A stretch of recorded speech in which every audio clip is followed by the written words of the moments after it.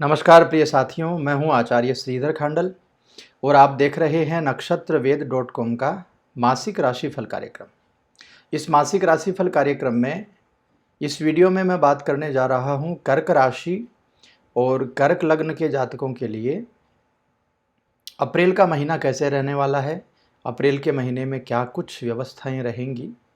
ग्रहों के आधार पर यानी गोचर के आधार पर यह कार्यक्रम आपको दिया जा रहा है। तो गोचर के आधार पर क्या विश्लेषण, जो बेस्ट विश्लेषण हो सकता है इस महीने का, वो मैं आपको देने जा रहा हूं।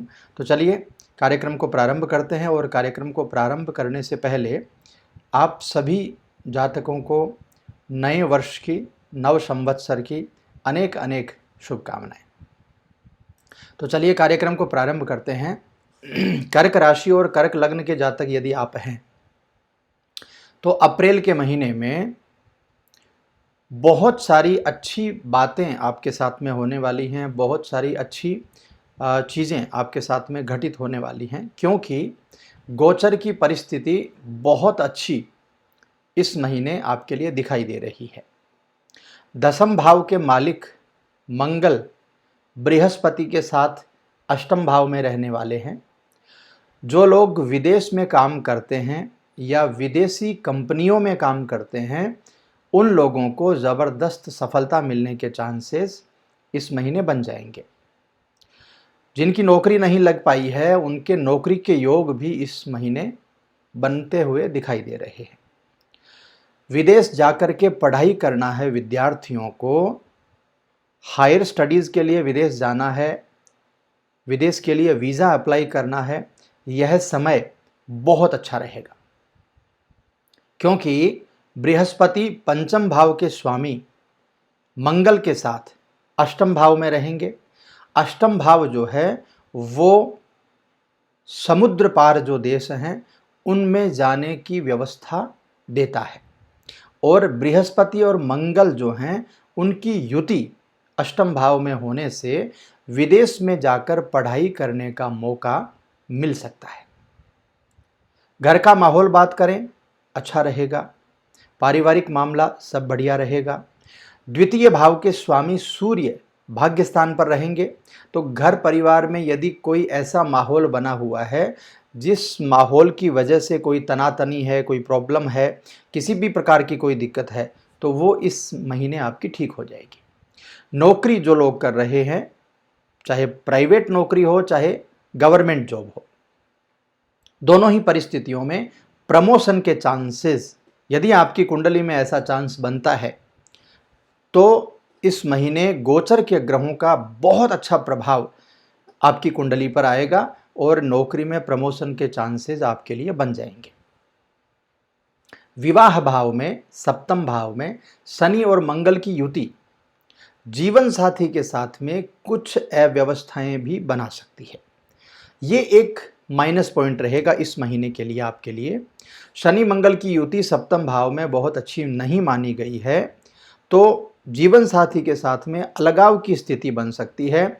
जीवन साथी के साथ आपका प्रेम जो है वो कम हो सकता है, समाप्त हो सकता है। एकादश भाव में राहु की उपस्थिति रहेगी, आमदनी को बढ़ाने वाली रहेगी। स्वास्थ्य के मामले में बृहस्पति भाग्य स्थान पर आ जाएंगे, ज़बरदस्त फायदा देंगे और रोग रिपु ऋण से मुक्ति दिला देंगे आपको। अप्रैल का महीना और ज़्यादा कैसा रहेगा, ये तो मैंने ब्रीफली आपको थोड़ा सा समझाने की कोशिश की है। बहुत विस्तार से जान लेते हैं। परिवार के हिसाब से, करियर के हिसाब से, स्वास्थ्य के मामले में, हर प्रकार से अप्रैल का महीना आपके लिए कैसा रहेगा। तो आइए सबसे पहले जानते हैं कार्य क्षेत्र के बारे में, करियर के बारे में। करियर की दृष्टि से देखा जाए ना, तो यह महीना आपके लिए बहुत ही ज़्यादा उत्तम रहने वाला है। क्यों रहने वाला है? क्योंकि महीने की शुरुआत जब होगी तो दसम भाव का मालिक मंगल बृहस्पति के साथ में अष्टम भाव में गोचर कर रहे होंगे। कार्य क्षेत्र में सफलता के द्योतक हैं। विदेश में काम कर रहे लोगों के लिए विदेश जाना चाहते हैं, विदेश में नौकरी करना चाहते हैं, या विदेश से किसी भी प्रकार से आपका कोई भी संबंध है, यानी यदि आप इंपोर्ट एक्सपोर्ट भी करते हैं तब भी आपको यह महीना विशेष सफलता लेकर के आ रहा है, विशेष सफलताएं आपको देने वाला है। जहां आप काम करते हैं, आपके कार्यालय में आपके बॉस आपके ऊपर बहुत प्रसन्न होंगे इस समय। इसके बाद दूसरी परिस्थिति बन रही है, बुध जो हैं वो कर्म क्षेत्र में रहेंगे, दशम भाव में।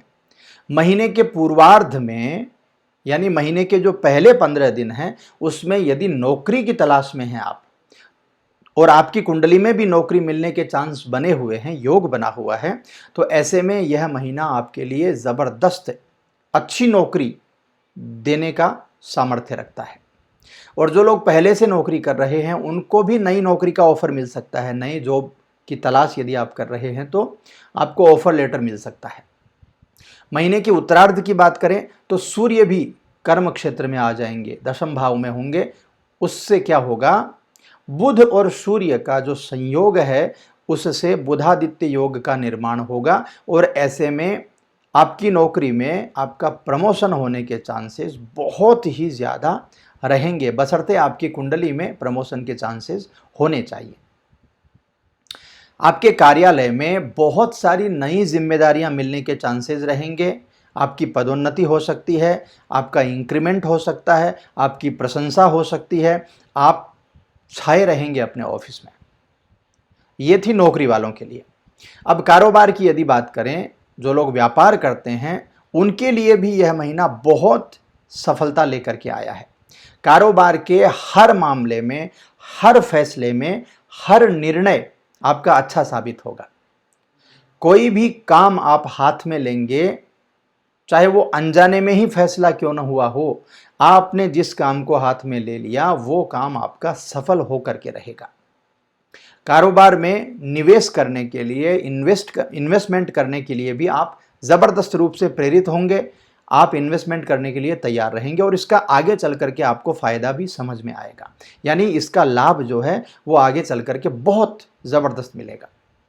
व्यापार करने वाले जो जातक हैं उनके लिए यह मान लीजिए कि यह समय जो है, यह समय सोने में सुहागे वाली बात लेकर के आया है, क्योंकि व्यापार के मामलों में नई जो संभावनाएं हैं, नए निर्णय हैं, नई चीज़ों को करने के लिए तैयार हो रहे हैं, नए एंटरप्रेन्योर जो लोग हैं उनके लिए नई संभावनाएं इस समय बनने वाली हैं।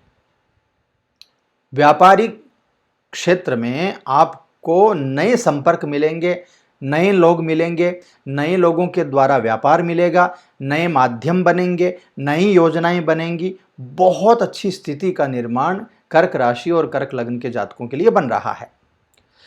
व्यापार में यदि आपके प्रतियोगी लोग जो हैं वो आपको पीछे छोड़ चुके हैं, तो इस समय आपकी कुंडली में यदि अच्छा योग हुआ तो इस समय आपके प्रतियोगियों को आप पीछे छोड़ सकते हैं। आप बहुत ज़बरदस्त रूप से कामयाब होंगे।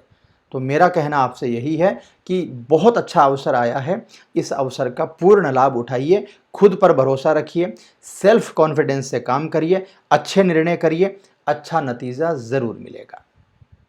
चलिए अब आगे बढ़ते हैं, आर्थिक स्थिति की बात करते हैं। यह महीना कैसी आर्थिक स्थिति आपको देने वाला है। कर्क राशि, कर्क लग्न के जातकों के लिए इस महीने आर्थिक स्थिति भी बहुत अच्छी रहने वाली है। क्यों?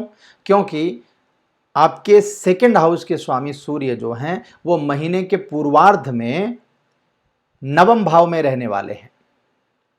नवम भाव जो है वो भाग्य का निर्माण करता है। नवम भाव में सूर्य के आने से आर्थिक स्थिति भाग्य के दम पर मजबूत होगी ही होगी। इसके साथ ही गुप्त धन मिलने का, अचानक धन प्राप्ति का योग भी आपके लिए बन जाएगा, क्योंकि आपकी कुंडली के हिसाब से आपके सेकंड हाउस के स्वामी गुप्त धन से रिलेट करता है सेकंड हाउस। तो सेकंड हाउस के स्वामी जब भाग्य स्थान में जाएंगे तो आपको गुप्त धन मिल सकता है। अब गुप्त धन जो है वो कई तरीके का होता है। गुप्त धन का मतलब या अचानक धन प्राप्ति का मतलब ये भी हो सकता है कि आपका डूबा हुआ जो पैसा है, जो आपके व्यापार से पैसा नहीं आ रहा था, आपने ये विचार कर लिया था कि वो पैसा अब नहीं आएगा, वो पैसा अचानक से आपका आ सकता है। या फिर किसी भी प्रकार से कोई पैतृक संपत्ति मिल सकती है, किसी के द्वारा कोई बड़ा सहयोग मिल सकता है, इसको भी अचानक धन प्राप्ति योग की श्रेणी में ही लिया जाता है। एकादश भाव में राहु की उपस्थिति रहेगी, आमदनी बहुत जबरदस्त, अच्छी आमदनी के संकेत हैं, आमदनी में वृद्धि के संकेत हैं। नौकरी पेशा लोगों को प्रमोशन के साथ साथ आमदनी ज्यादा होने का भी चांस मिलेगा। नौकरी कर रहे जो लोग हैं वो बॉस के द्वारा सम्मानित किए जाएंगे, आपको टीम लीडर बनाया जा सकता है, आपको उच्च पद दिया जा सकता है, आपके ऊपर ज़्यादा जिम्मेदारियां दी जा सकती हैं। नौकरी जो लोग कर रहे हैं वो ज़्यादा बचत भी इस समय कर पाएंगे और अच्छा इन्वेस्टमेंट भी कर पाएंगे, ऐसी भी परिस्थिति इस महीने दिखाई दे रही है। बस एक सलाह है मेरी, बहुत ज़्यादा धन खर्च आपको नहीं करना है, घर का बजट बना करके चलिए, अनावश्यक खर्चों को नियंत्रित करिए, बस इतना सा ध्यान रख लीजिए, बाकी सब इस समय बढ़िया है। जो लोग व्यापारी हैं, जो लोग व्यापार कर रहे हैं, कारोबार कर रहे हैं, उनके लिए भी आर्थिक रूप से यह महीना बहुत बहुत शानदार है। महीने के उत्तरार्ध में जब सूर्य दशम भाव में बुध के साथ में स्थित हो जाएंगे तो बुधादित्य योग का निर्माण होगा, नए रोजगार के अवसर आपके लिए खुलेंगे, नए कारोबार की योजनाएं बनेंगी, वो फलीभूत होंगी, नया इन्वेस्टमेंट जाएगा, नया निवेश होने से अच्छा प्रतिफल आपके लिए बनने वाला है। तो कुल मिलाकर के व्यापारियों के लिए भी, नौकरी पेशा जातकों के लिए भी बहुत अच्छी तरक्की का यह समय है। आर्थिक दृष्टि से पैतृक संपत्ति मिलने का लाभ भी आपको मिल सकता है। विदेश से व्यापार करने वाले जो लोग हैं उनको और ज़्यादा फायदा मिलने के चांस हैं। विदेश से व्यापार करने की यदि आप मन में सोच रहे हैं, कोई निर्णय नहीं कर पा रहे हैं, तो इस समय आप निर्णय करिए, आपको ज़बरदस्त फायदा इस समय मिलने के चांस मुझे दिखाई देते हैं। अब आगे बढ़ते हैं, बात करते हैं आपके स्वास्थ्य की। स्वास्थ्य के मामले में यह महीना जो है ना मिला जुला असर आपको देगा।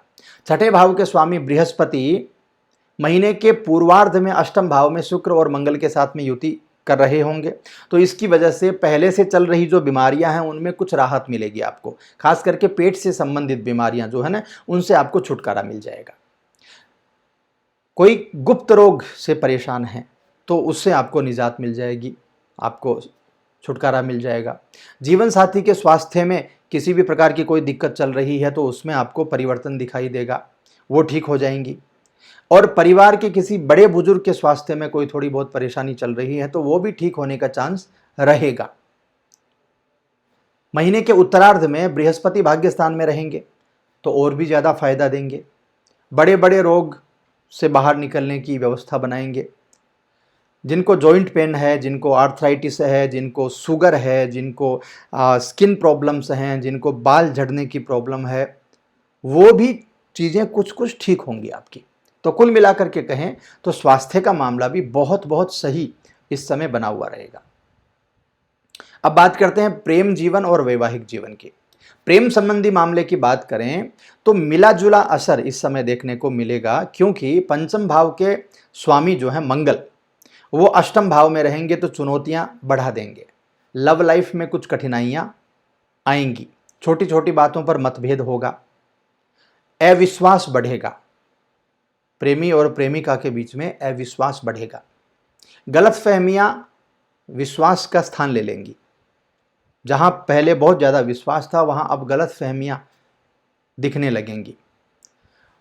कहीं आपको ऐसा भी दिखाई देगा कि आप अपने प्रेमी से दूर भी हो गए हैं। बहुत ज़्यादा क्रोध आएगा, क्रोध में कुछ गलत शब्द बोल सकते हैं, तो इसलिए अपने रिश्ते को बचाने के लिए क्रोध पर नियंत्रण रखिएगा, अच्छी वाणी का इस्तेमाल कीजिएगा, सुनी सुनाई बातों पर यकीन मत कीजिएगा और अपने साथी की भावनाओं को समझने की कोशिश कीजिएगा। बस इतना सा कर लेंगे ना तो आपका प्रेम जीवन बच जाएगा। हाँ, अविवाहित लोगों के लिए बहुत अच्छी बात है। अविवाहित लोगों के लिए महीने की शुरुआत ही बहुत अच्छी होगी। जिनकी बहुत समय से शादी टली हुई थी, जिनका संबंध नहीं हो पा रहा था, यदि आपकी कुंडली में विवाह से रिलेटेड कोई अच्छी व्यवस्था है, यानी अच्छा योग बना हुआ है, तो उन जातकों के लिए लंबी समय से जो अटकी हुई बात थी वो सब अड़चनें दूर हो जाएंगी, अच्छे रिश्ते का प्रस्ताव आ जाएगा और शादी भी आपकी समय पर तय हो जाएगी। दाम्पत्य जीवन की यदि बात करें, जिनका विवाह ऑलरेडी हो चुका है उनकी यदि बात करें, तो दाम्पत्य जीवन में भी तनाव आपको देखने को मिलेगा, क्योंकि सप्तम भाव खराब है। पारिवारिक कलह हो सकती है, पति पत्नी में टकराव पैदा हो सकता है, कुछ गलतफहमियां बन सकती हैं, जीवन साथी के साथ अनबन की व्यवस्था बन सकती है। और जिनका ऑलरेडी कोई किसी तरह का कोई कोर्ट कचहरी में कोई मामला पेंडिंग है ना, तो और ज़्यादा उसमें परेशानियां आपके बढ़ सकती हैं। तो मेरी राय आपको ये है कि जीवन साथी के साथ में ज़्यादा समय बिताइए, सुनी सुनाई बातों पर यकीन मत कीजिए, अपने मन पर कंट्रोल रखिए। मन जो है वो अनिष्ट करने की प्रेरणा भी आपको देगा, तो उसके ऊपर आप कंट्रोल रखिए। गलत शब्दों का उपयोग मत कीजिए, साथी को समय दीजिए, अच्छी व्यवस्था बनाइए, यानी माहौल जो है दाम्पत्य जीवन का वो अच्छा रखिए, ताकि ये सब व्यवस्थाएं आपके साथ में न बन सकें। हालांकि ये सब व्यवस्थाएं तभी बनेंगी जब आपकी कुंडली में भी ऐसा कोई योग या दोष होगा। अब बात करते हैं पारिवारिक जीवन की। पारिवारिक दृष्टि से यह महीना बहुत अच्छा है। द्वितीय भाव के स्वामी सूर्य महीने के पूर्वार्ध में भाग्यस्थान में रहेंगे, बहुत अच्छी व्यवस्थाएं रहेंगी। इसके बाद में जब वो कर्म भाव में आ जाएंगे तब एक दूसरे का सहयोग भी मिलेगा और भी अच्छी व्यवस्थाएं बनेंगी। परिवार में कोई तनातनी है, किसी भी प्रकार की कोई मनमुटाव है, कोई दिक्कत है, तो वो समाप्त हो जाएगी। परिवार में एकता बढ़ेगी, सभी पारिवारिक सदस्यों का भरोसा एक दूसरे के ऊपर आएगा, परिवार में प्यार बढ़ेगा। विचार विमर्श करके बड़े बुजुर्गों का निर्णय लेकर के, बड़े बुजुर्गों की सलाह लेकर के आप काम करेंगे, अच्छे निर्णय होंगे आपके। और महीने के उत्तरार्ध की यदि बात करें तो और भी अच्छी व्यवस्थाएं बन जाएंगी, क्योंकि भाग्य स्थान पर बृहस्पति के गोचर होने से संबंधों में पारिवारिक दृष्टि से बहुत फायदा मिलेगा। परिवार के लोग एकजुट होकर के, क्योंकि जब बृहस्पति आपके भाग्य स्थान में आएंगे ना, तो कोई धार्मिक कथा, धार्मिक कार्यक्रम का आयोजन भी हो सकता है। काम धंधे में सभी परिवार वालों को तरक्की मिलेगी, बशर्ते आपकी कुंडली में तरक्की होनी चाहिए। कुल मिलाकर के यदि मैं कहूं तो यह समय कर्क राशि और कर्क लग्न के जातकों के लिए हर प्रकार से बेस्ट है। केवल वैवाहिक जीवन और प्रेम जीवन को छोड़ करके हर तरीके से आपके लिए यह समय बहुत ही अच्छा है। बस एक बात का ध्यान रखिएगा, सूर्य पिता के कारक होते हैं, बृहस्पति गुरु के कारक होते हैं और चंद्रमा माँ के कारक होते हैं। तो माँ, पिता और गुरु, इन तीनों को खूब सम्मान करिए, खूब उनका आशीर्वाद लीजिए, उनकी सलाह को गंभीरता से मानिए, बुजुर्गों का आशीर्वाद लेकर के आगे बढ़िए, आपको बहुत तरक्की मिलने वाली है। आइए अब लास्ट में, अंत में बात कर लेते हैं उपाय की। इस महीने यदि आपकी कुंडली में भी ऐसी कुछ व्यवस्थाएं खराब हों और गोचर में भी 2-3 चीज़ें खराब हैं, तो उनको कैसे ठीक किया जाए। उपाय के रूप में भगवान शिव को दूध और तिल मिला करके, क्योंकि सप्तम में शनिदेव, तिल और दूध मिला करके जब भगवान शिव का अभिषेक करेंगे ना, तो सप्तम भाव अच्छा रहेगा। मंगलवार के दिन मिनिमम 5 बार, 7 बार या 11 बार हनुमान चालीसा का पाठ जरूर करिए, बहुत अच्छा रहेगा। बृहस्पतिवार के दिन चने की दाल का दान करिए, पीली वस्तुओं का दान करिए, केले के पेड़ की पूजा करिए, केले के पेड़ में जल अर्पित करिए, और मंगलवार के दिन बंदरों को गुड़ और चना खिला दीजिए। बहुत छोटे छोटे उपाय हैं, लेकिन बहुत ज़्यादा फायदा देने वाले उपाय हैं। तो इन चीज़ों को आप ज़रूर करिए, आपको बहुत सफलता मिलेगी, बहुत फ़ायदा मिलेगा। बस ऐसे ही आप लोग खुश रहिए। कार्यक्रम अच्छा लगा हो तो लाइक, शेयर, सब्सक्राइब ज़रूर कर दीजिएगा। नहीं अच्छा लगा हो तो मैसेज करके, कमेंट करके कारण भी ज़रूर बता दीजिएगा। मैं मिलता हूँ आपसे नए कार्यक्रम में नई जानकारी लेकर। तब तक आप लोग खुश रहिए, आनंदित रहिए, भगवान के ऊपर पूर्ण विश्वास रखिए और एक बार ज़रूर बोलिएगा, ओम नमः शिवाय।